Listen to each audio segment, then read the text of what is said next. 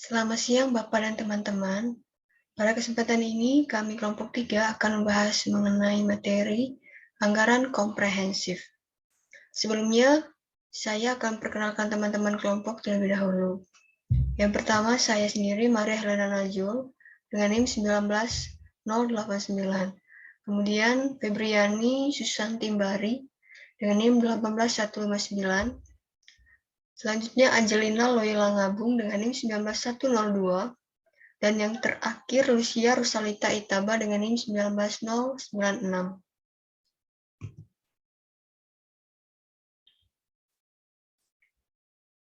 Yang pertama, pendahuluan. Nah, istilah komprehensif dapat diartikan sebagai aplikasi konsep penganggaran secara luas pada seluruh tahap operasi dalam suatu perusahaan. Selain itu, istilah komprehensif ini juga dapat diartikan sebagai aplikasi pendekatan sistem total dalam kegiatan sehari-hari.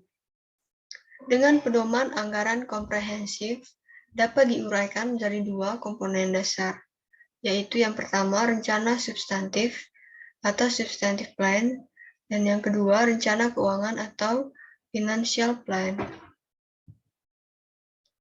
Nah, kita bahas mulai dari rencana substantif. Rencana substantif ini merupakan rencana yang mencerminkan tujuan yang ingin dicapai perusahaan, baik jangka pendek maupun jangka panjang. Rencana ini menggambarkan strategi, rencana spesifik, dan program organisasi, serta komitmen manajemen yang sejalan dengan pencapaian jangka panjang dari tujuan dan perencanaan. Secara umum, rencana substantif dicirikan dengan bentuk narasi dari rencana, bukan dalam bentuk bilangan rencana yang biasa terdapat dalam rencana keuangan. Nah, rencana substantif ini dicirikan dengan adanya tujuan umum perusahaan, kemudian sasaran-sasaran khusus perusahaan, ada strategi-strategi perusahaan, dan juga ada instruksi perencanaan manajemen eksekutif. Nah, rencana keuangan. Jadi, rencana keuangan ini merupakan angka-angka bilangan yang direncanakan dengan menerapkan tujuan manajemen, strategi yang direncanakan, perencanaan, dan kebijakan.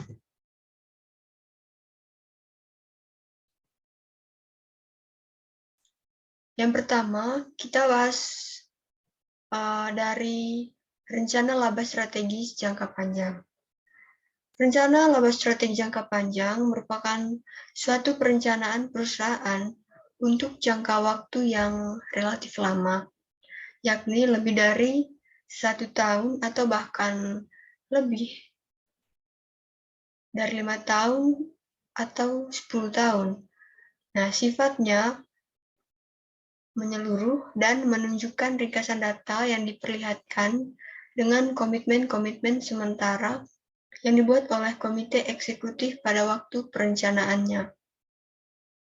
Rencana laba jangka panjang ini meliputi semua bidang aktivitas utama yang diantisipasi, antara lain seperti penjualan, harga pokok, dan laba. Kemudian proyek besar dan penambahan investasi modal, kemudian arus kas dan pembiayaan, dan persyaratan personal. Kemudian yang kedua, rencana laba taktis jangka pendek. Nah, rencana laba taktis merupakan perencanaan kegiatan-kegiatan tahunan satu perusahaan. Secara khusus, manajer, pemilik, dan pihak lain yang berkepentingan biasanya memerlukan jadwal, hasil dari rencana laba secara periodik, laporan kinerja, dan evaluasi mengenai progres perusahaan. Nah, pada rencana laba taktis ini dikelompokkan ke dalam dua jenis.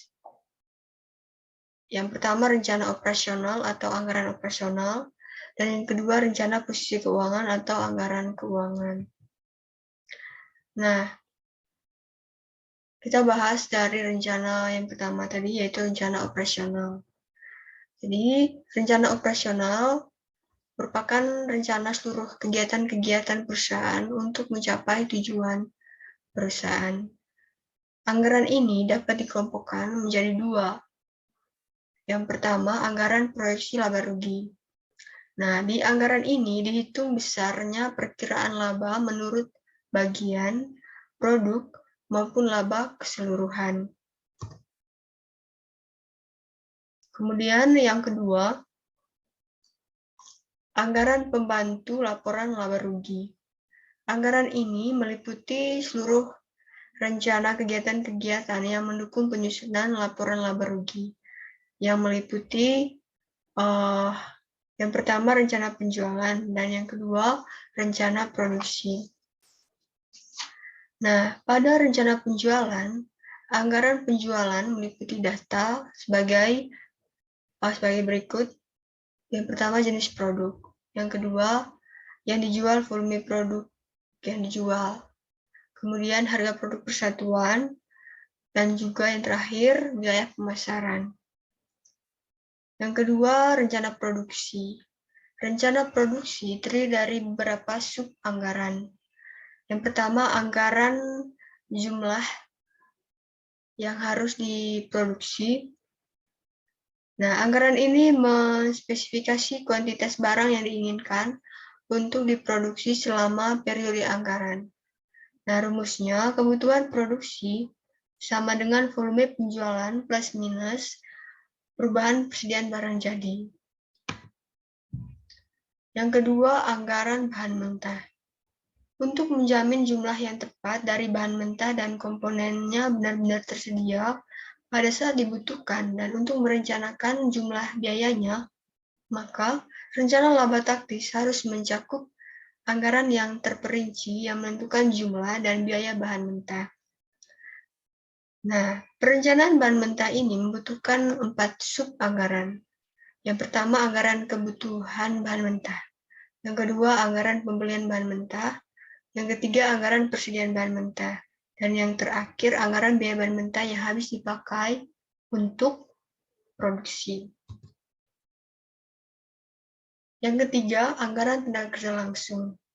Anggaran tenaga kerja langsung mencakup kebutuhan atas tenaga kerja langsung yang direncanakan untuk memproduksi berbagai jenis dan kuantitas keluaran yang direncanakan dalam anggaran produksi. Anggaran tenaga kerja langsung dapat disajikan dalam beberapa cara. Nah, seperti pada anggaran terpisah. Nah, di anggaran terpisah ini biasanya dibuat menurut jam tenaga kerja langsung dan juga biaya tenaga kerja langsung. Kemudian yang keempat, anggaran biaya overhead pabrik. Sesudah rencana produksi selesai, maka anggaran BOP disusun bersamaan dan digabungkan dalam satu rencana yang disebut rencana harga pokok produk. 3 kategori biaya yang tercakup dalam anggaran harga pokok produk meliputi biaya bahan mentah, kemudian biaya tenaga kerja langsung, dan biaya overhead pabrik. Biaya overhead pabrik adalah bagian dari biaya produksi total yang tidak dapat secara langsung diidentifikasi pada produk atau pekerjaan tertentu. Nah, biaya ini mencakup biaya bahan mentah tidak langsung, kemudian biaya tenaga kerja tidak langsung, dan juga semua jenis biaya, seperti pajak, asuransi, penyusutan, biaya barang persediaan, perbaikan, dan pemeliharaan. Kemudian, anggaran selanjutnya yaitu anggaran biaya pemasaran. Nah, di anggaran biaya pemasaran ini mencakup semua biaya yang berkaitan dengan penjualan, distribusi, dan juga pengiriman barang kepada pelanggan. Selanjutnya, anggaran biaya administrasi dan keuangan. Biaya-biaya administrasi mencakup biaya-biaya di luar biaya produksi dan biaya pemasaran. Setiap biaya administrasi harus diidentifikasi secara langsung dengan pusat tanggung jawab, dan manajer harus bertanggung jawab atas perencanaan dan pengendalian biaya tersebut. Dan yang terakhir ada anggaran tipe apropriasi. Nah, anggaran ini merupakan anggaran biaya yang tidak termasuk dalam kategori anggaran-anggaran sebelumnya. Nah, selanjutnya kita masuk pada rencana posisi keuangan. Di rencana posisi keuangan ini disusun sebagai akibat terjadinya perubahan kekayaan, utang, dan juga piutang perusahaan. Nah, anggaran ini meliputi anggaran proyeksi neraca. Anggaran proyeksi neraca ini mencerminkan perkiraan semua aktivitas aktiva dan pasiva yang akan dimiliki perusahaan pada akhir suatu periode produksi. Kemudian anggaran yang kedua, anggaran pembantu proyeksi neraca. Anggaran ini merinci masing-masing pos yang ada dalam neraca, terutama pos-pos yang berhubungan dengan masalah likuiditas perusahaan. Nah, pos-pos tersebut antara lain anggaran kas, anggaran piutang, anggaran utang, anggaran penambahan modal, anggaran penyusunan aktiva, dan yang terakhir rencana arus kas. Nah, di bagian ini juga membahas mengenai anggaran biaya variabel. Nah, anggaran ini berupa informasi realistis mengenai biaya yang dapat digunakan untuk menghitung jumlah anggaran untuk berbagai macam volume keluaran atau tingkat aktivitas dalam setiap pusat tanggung jawab. Anggaran variabel menyediakan rumus untuk setiap biaya dalam pusat tanggung jawab. Dalam proses penganggaran, rumus anggaran biaya variabel digunakan dalam 2 tahap, yakni laporan pengendalian kinerja dan untuk mengembangkan biaya yang termasuk dalam pembuatan rencana laba taktis. Selanjutnya, data pelengkap. Nah, contoh dari data pelengkap ini berupa analisis biaya, volume, dan keuntungan, atau analisis cost, profit, volume, atau analisis break-even. Nah, analisis ini dapat menilai apakah sasaran penjualan yang telah ditentukan dapat memberikan keuntungan atau tidak, dan seberapa jauh kemunduran penjualan dapat ditolerir. Selain itu, analisis ini berguna untuk menentukan penjualan yang seharusnya diperoleh perusahaan yang dapat memberikan jumlah laba tertentu. Dan analisis ini juga mampu menunjukkan bagaimana jumlah keuntungan yang diperoleh bila mana terjadi perubahan pada salah satu atau lebih dari faktor berikut ini. Yang pertama, harga jual produk. Nah, harga jual produk ini akan menentukan perubahan ketika adanya naik atau turunnya harga jual yang akan berpengaruh terhadap penghasilan dan juga penjualan. Faktor yang kedua yaitu jumlah unit yang terjual. Nah, perubahan dari jumlah unit terjual akan secara langsung memengaruhi penghasilan penjualan. Kemudian faktor yang ketiga, biaya produksi dan atau biaya usaha. Nah, faktor ini akan mempengaruhi biaya keseluruhan yang harus diperhitungkan terhadap hasil penjualan. Nah, selanjutnya mengenai asumsi analisis break-even.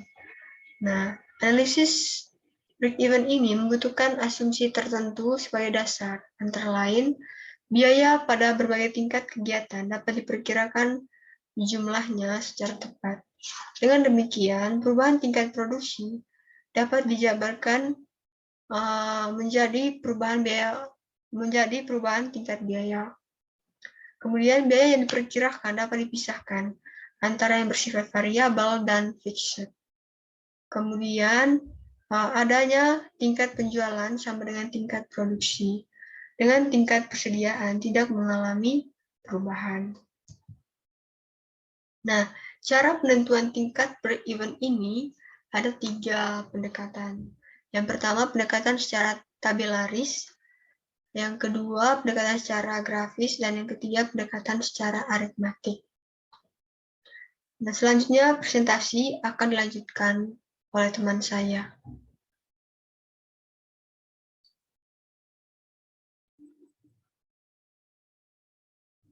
Baik, selanjutnya saya akan menjelaskan mengenai cara penentuan tingkat break-even. Yang pertama ada pendekatan secara tabelaris, yang kedua pendekatan secara grafis. Dengan menggunakan sumbu X sebagai penunjuk volume kegiatan dan sumbu Y menunjukkan nilai rupiah dari penghasilan dan biaya, maka titik break-even akan diketahui dari perpotongan antara tukar penghasilan keseluruhan dengan biaya keseluruhan atau TR sama dengan TC. Yang ketiga ada pendekatan secara aritmatik. Break-even dapat diketahui dengan memasukkan data anggaran sebagai berikut.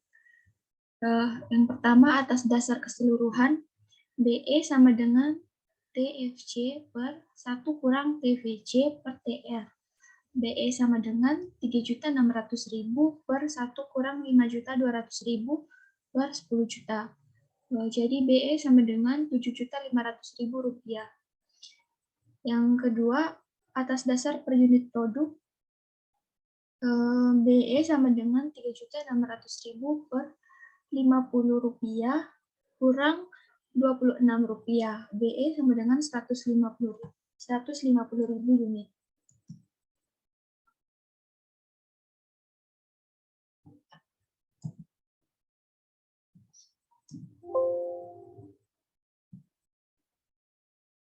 Berikutnya ada laporan kinerja. Laporan kinerja dibuat oleh bagian akuntansi berdasarkan laporan bulanan. Laporan ini berisi yang pertama perbandingan antara kinerja aktual dengan kinerja yang direncanakan. Dan yang kedua, memperlihatkan setiap perbedaan sebagai varians kinerja yang menguntungkan atau yang tidak menguntungkan. Perbedaan yang jelas harus dibuat antara laporan keuangan eksternal dan internal. Laporan internal dapat diklasifikasikan sebagai berikut.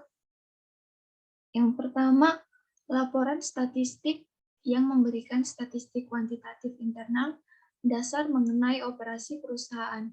Yang kedua, laporan manajerial yang khusus mengenai masalah yang tidak berulang dan masalah khusus. Yang ketiga ada laporan kinerja periodik. Laporan harus memusatkan pada pengendalian yang dinamis dan terus-menerus disesuaikan untuk menentukan tanggung jawab manajerial.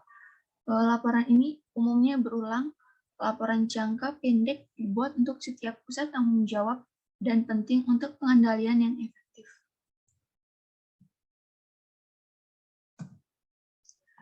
Berikutnya tindak lanjut, tindak perbaikan, dan tindak laporan perencanaan ulang. Setelah laporan kinerja dibuat berdasarkan pada tanggung jawab, maka laporan tersebut akan menjadi dasar untuk ditentukannya tindak lanjut yang efektif. Sangat penting bagi perusahaan untuk menentukan sebab dan akibat. Variasi kinerja merupakan hasil atau akibat, sehingga manajemen lebih lanjut harus dapat menentukan sebab apa yang mendasarnya. Analisis sebab-sebab yang mendasari suatu variasi kinerja yang menguntungkan ataupun yang tidak menguntungkan harus menjadi prioritas perusahaan. Berikutnya ada anggaran komprehensif. Dapat kita lihat pada bagian 4.1. Selanjutnya, kasus anggaran komprehensif. Yang pertama, kita dapat melihat pada gambaran umum perusahaan. Di sini dijelaskan bahwa ada kegiatan ekspor dan juga ada menjelaskan mengenai produk-produk yang dihasilkan. Yang kedua, ada rencana penjualan. Pada bagian ini, rencana penjualan terbagi menjadi 3 bagian. Yang pertama, data persiapan forecast penjualan dapat kita lihat pada tabel 4.6. Yang kedua, ada distribusi penjualan. Yang ketiga, ada harga jual. Oleh karena perbedaan lokasi pemasaran, maka harga jual per unit produk dibedakan untuk masing-masing wilayah. Yang ketiga, rencana produksi. Pada bagian rencana produksi ini terbagi menjadi 5 bagian. Yang pertama, proses produksi. Proses produksi meja dan kursi rotan dilakukan melalui 3 tahapan, yakni proses, tahapan persiapan, dan pembentukan rangka. Tahap proses atau dekorasi, dan yang ketiga tahap finishing atau pengecetan dan pemberian warna. Yang kedua, persediaan produk jadi. Yang ketiga, rencana bahan mentah. Pada bagian ini juga terbagi menjadi 2 bagian. Ada yang pertama itu rencana kebutuhan dan harga bahan mentah. Yang kedua, persediaan bahan mentah. Yang keempat, rencana tenaga kerja langsung. Yang kelima, rencana biaya overhead pabrik.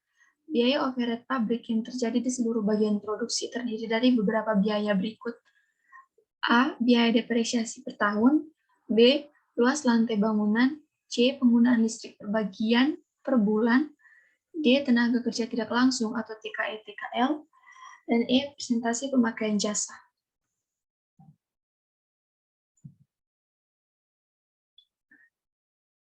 Yang keempat, rencana biaya operasi.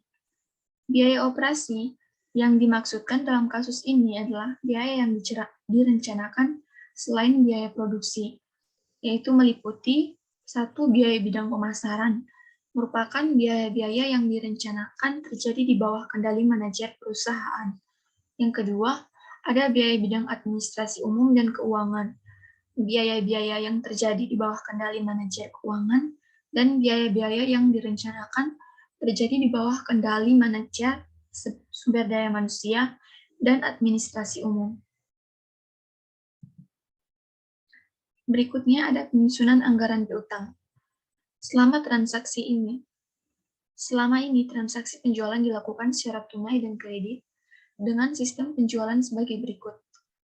Yang pertama, rata-rata penjualan tunai setiap tahunnya adalah 50% dari penerimaan total penjualan. Untuk penjualan tunai, perusahaan akan menetapkan dan akan memberikan potongan harga sebesar 10%. Yang kedua, untuk penjualan secara kredit, perusahaan memberlakukan term of payment 5/10 N/90 dari penjualan kredit. 60% pembeli akan memanfaatkan periode potongan. Dari yang tidak memanfaatkan periode potongan, 80% akan membayar pada bulan transaksi dan sisanya akan membayar pada bulan berikutnya. Diprediksi akan terjadi bad debt sebesar 3% atas penjualan kredit. Untuk mengurangi presentasi bad debt, bagian penagihan harus aktif melakukan penagihan. Berikutnya penyusunan anggaran kas jangka pendek. Yang pertama ada penerimaan kas. Penerimaan kas berasal dari penerimaan penjualan tunai dan hasil pelunasan piutang. Yang kedua, pengeluaran kas. Pengeluaran kas terjadi yaitu karena yang pertama, karena adanya pembelian bahan baku, pembelian bahan pembantu, bahan pembayaran upah tenaga kerja langsung, pengeluaran biaya overhead pabrik, biaya pemasaran, dan biaya administrasi umum dan keuangan. B. Pembelian alat-alat produksi pada Desember tahun 2010 senilai Rp100 juta dilakukan dengan meminjam dana dari bank. Pembayaran diangsur 4 kali dengan besar angsuran pinjaman yang sama dengan bunga sebesar 15% dari sisa pinjaman. Dan yang C, pengeluaran pajak penghasilan badan usaha. Berdasarkan Undang-Undang Nomor 10 Tahun 2000, keuntungan perusahaan akan dikenakan pajak dengan tarif progresif. Tarif yang berlaku sebagai berikut. Yang pertama 10% untuk laba sampai dengan 50 juta rupiah. 15% untuk laba antara 50 juta rupiah sampai dengan 100 juta rupiah. Yang ketiga 30% untuk laba di atas 100 juta rupiah. Berikutnya, penyusunan proyeksi laporan laba rugi. Penyusunan proyeksi laporan laba rugi dimaksudkan untuk merencanakan hasil operasi perusahaan selama tahun 2011 dan efeknya terhadap anggaran kas perusahaan pada tahun yang sama. Dengan penyusunan proyeksi laporan laba rugi, maka akan dapat diketahui perkembangan hasil operasi perusahaan setiap bulan selama tahun 2011. Berikutnya rencana penggantian investasi. Dengan pertimbangan bahwa mesin diesel yang dimiliki perusahaan sudah usang dan kurang produktif atau sudah habis usia ekonomis dan usia teknisnya, maka pada akhir tahun 2010, perusahaan berencana membeli 2 mesin diesel baru senilai 20 juta rupiah. Pembayaran atas pembelian aktivitas tersebut dilakukan secara tunai dengan asumsi bahwa penggantian mesin ini mampu memberi manfaat sebesar 12% per tahun atau 3% per tribulan dari EHT sebelum dilakukan pembelian mesin tersebut. Berikut ada tahap penyelesaian kasus. Pokok bahasan yang pertama, forecast penjualan. Tugas ini diselesaikan dalam 3 tahap, yaitu yang pertama, tahap 1A, menghitung persamaan dan nilai tren triwulan dengan menggunakan metode least square. Tahap 1B, menghitung rasio to trend dan menghitung indeks musim. Dan tahap 1C, menghitung forecast penjualan 2A11. Berikutnya dapat kita lihat tabel perhitungan tahap 1A dan tahap 1B.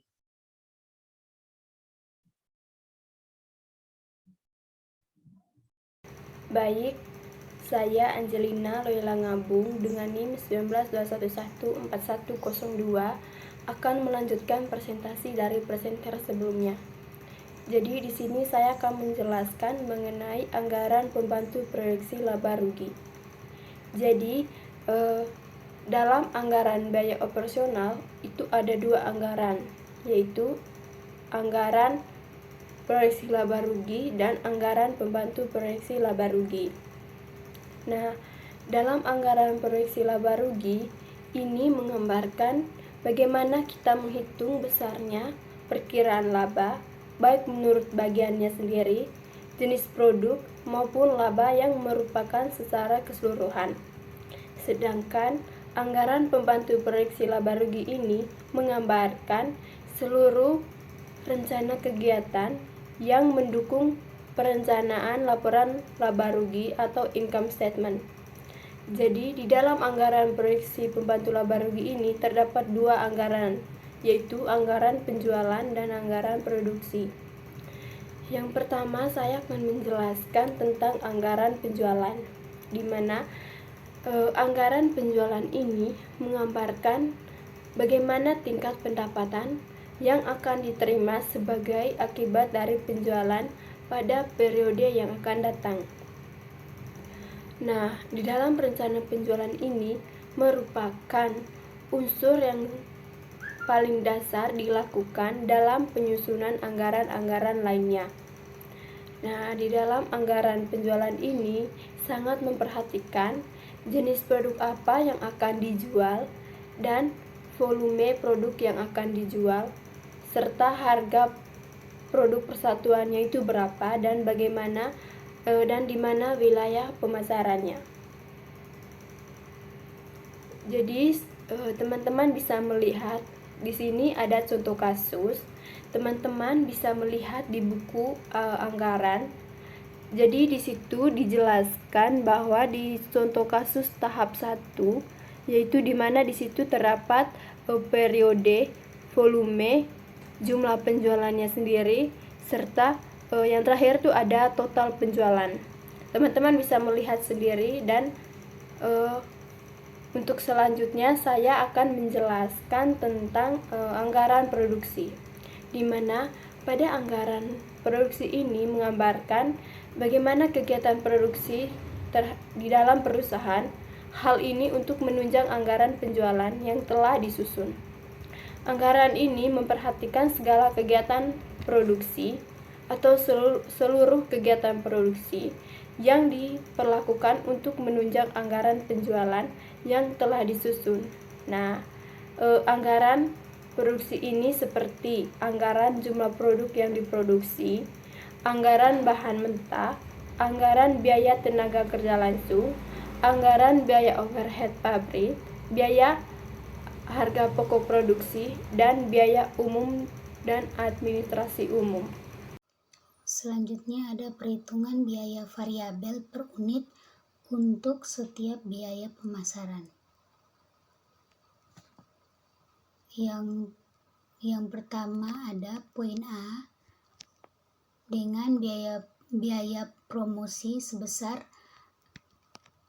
6 juta dikurang 4.200.000, maka selisih biaya promosinya sebesar 1.800.000 dengan unitnya 15.000 dikurang 10.000, maka hasilnya sebesar 5.000 unit.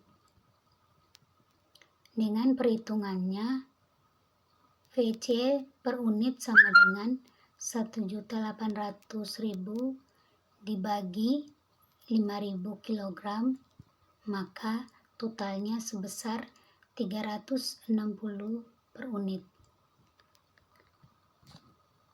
VC sama dengan 6 juta dikurang 360 dikali 15.000, maka totalnya sebesar 600.000.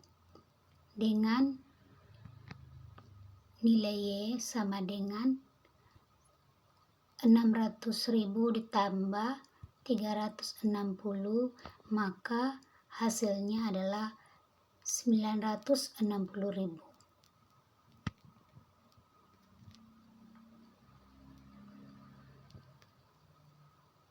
Selanjutnya poin B ada biaya distribusi dan transportasi. Nah, seperti yang kita lihat di PPT ada angkanya, yaitu 7.500.000 dikurang 6.300.000, maka selisih biaya distribusinya sebesar 1.200.000. Dengan unitnya 15.000 dikurang 10.000, maka hasilnya sebesar 5.000 per unit. Perhitungannya VC per unit sama dengan 1.200.000 dibagi 5.000 kg sama dengan 240 per unit. VC sama dengan 7.500.000 dikurang 240 dikali 15.000, maka hasilnya sebesar 3.900.000. Dengan nilai Y-nya sama dengan 3.900.000 ditambah 240, maka hasilnya sebesar 960.000. Selanjutnya poin C ada biaya supplies. Dengan angkanya 3 juta dikurang 2.600.000, maka selisih biayanya sebesar 400.000. Dengan unitnya sebesar 5.000 dikurang 10.000, maka hasilnya sebesar 5.000 unit. Perhitungannya VC per unit sama dengan 400.000 dibagi 5.000 kg sama dengan 80 per unit. VC sama dengan 3 juta dikurang 60 dikali 15.000 sama dengan 1.800.000. Dengan nilai Y sama dengan 1.800.000 ditambah 60,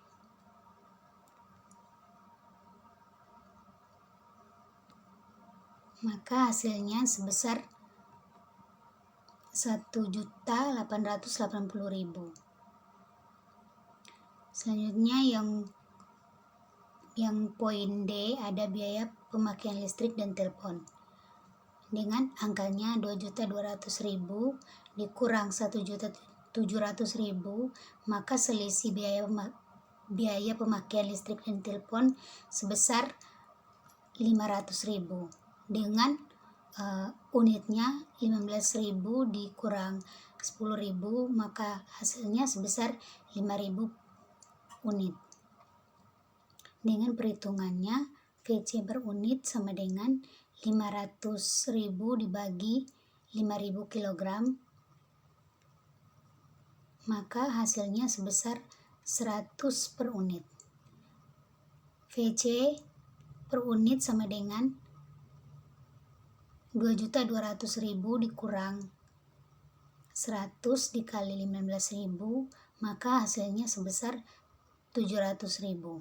Dengan nilai Y sama dengan 700.000 ditambah 100, maka hasilnya sebesar 800.000. Selanjutnya poin E ada biaya depresiasi. Biaya depresiasi per per tahun ini sama dengan 6 juta atau per triwulan sama dengan 1.500.000 dengan nilai Y-nya sama dengan 1.500.000. Jadi seperti yang ada di PPT ada tabel CV Kusenratan Furnitur. Teman-teman bisa melihat sendiri tabelnya di PPT.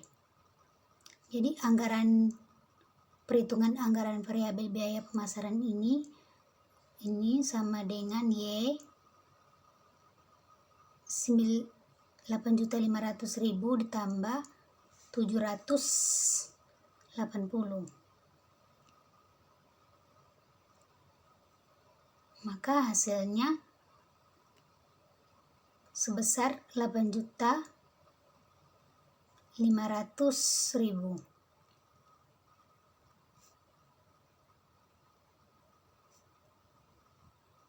Selanjutnya itu ada anggaran variabel dan rencana biaya administrasi umum. Nah, teman-teman bisa lihat di tahap 12.A itu ada cara perhitungan biaya variabel untuk setiap jenis biaya. Yang pertama itu ada biaya gaji. Biaya gaji per tahun itu sama dengan 7 juta atau per triwulan sebesar 1.750.000 dengan nilai Y-nya sebesar 1.750.000.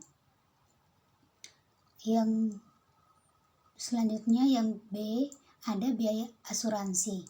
Biaya asuransi ini per tahun sama dengan 3 juta atau per triwulan sama dengan 750.000 dengan nilai Y-nya sama dengan 750.000.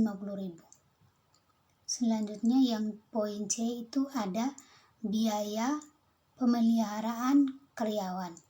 Jadi biaya pemeliharaan karyawan itu dibagi per tahun sama dengan 4.500.000 atau per triwulan sama dengan 1.125.000 dengan nilai Y-nya sebesar 1.125.000. Selanjutnya yang bagian D itu ada biaya transportasi. Nah, biaya transportasi ini dibagi per tahun sama dengan 2.420.000 atau per triwulan sama dengan 605.000 dengan nilai Y-nya sama dengan 605.000. Selanjutnya yang bagian E itu ada biaya supplies. Biaya supplies ini dengan angkanya sebesar 3.800.000 dikurang 2.600.000, maka selisih biaya supplies-nya sebesar 1 juta dengan nilai unitnya 15.000 dikurang 10.000, maka hasilnya sebesar 5.000 per unit dengan perhitungannya VC per unit sama dengan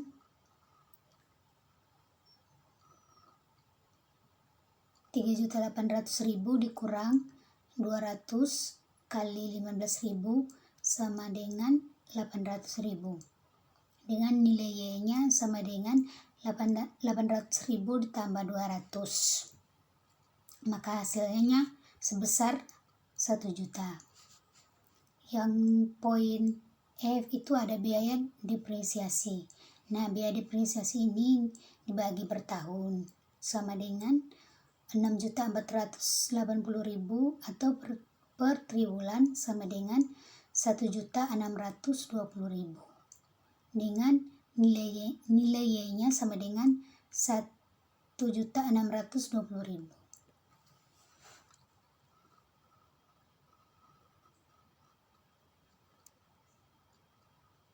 Selanjutnya itu ada contoh soal. CV Kusenratan Furnitur.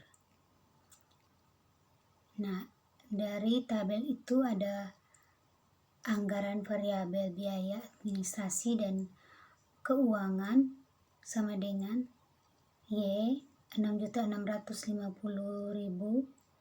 ditambah 200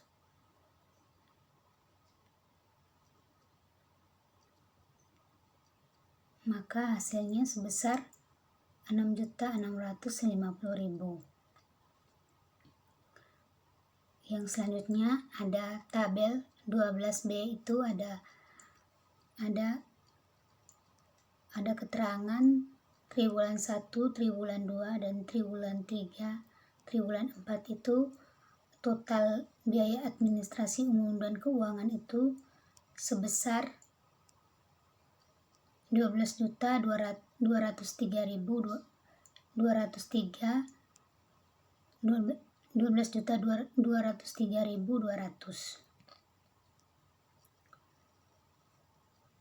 Selanjutnya ada tabel 13A.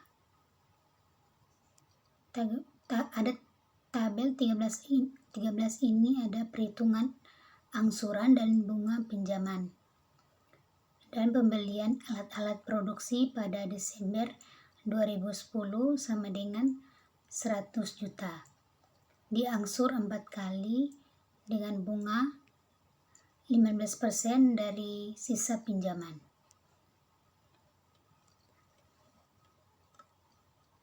Selanjutnya tabel 13B itu ada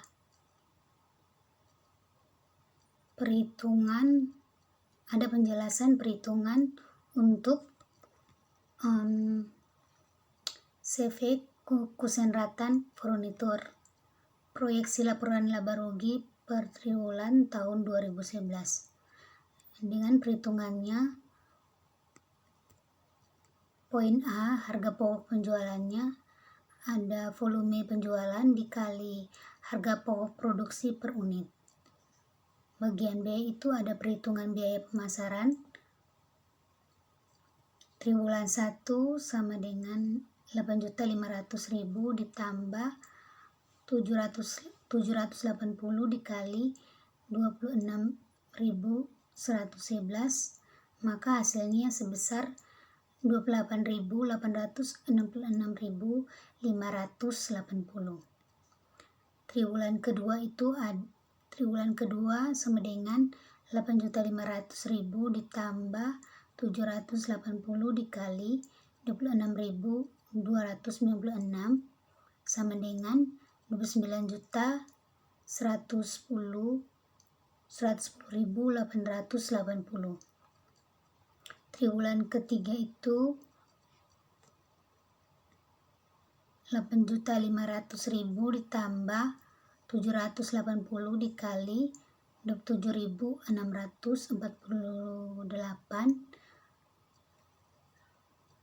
dengan totalnya sebesar 30.605.440. Triwulan keempat itu sama dengan 8.500.000 ditambah 780 dikali 28.216 sama dengan 30.108.480. Bagian C itu ada perhitungan biaya administrasi dan keuangan. Triwulan 1 itu sama dengan 6.650 ditambah 200.000 dikali 26.111 sama dengan 11.872.200. Triwulan kedua itu ada 6.650.000 ditambah 200 dikali 26.296 sama dengan 11.909.200. Triwulan ketiga itu ada 600 6.650.000 ditambah 200 dikali 27.648 sama dengan 12.179.600. Triwulan keempat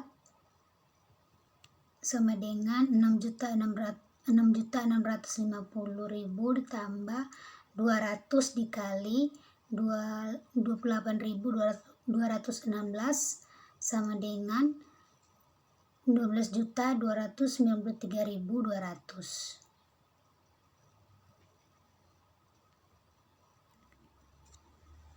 Sekian presentasi dari kelompok kami. Terima kasih.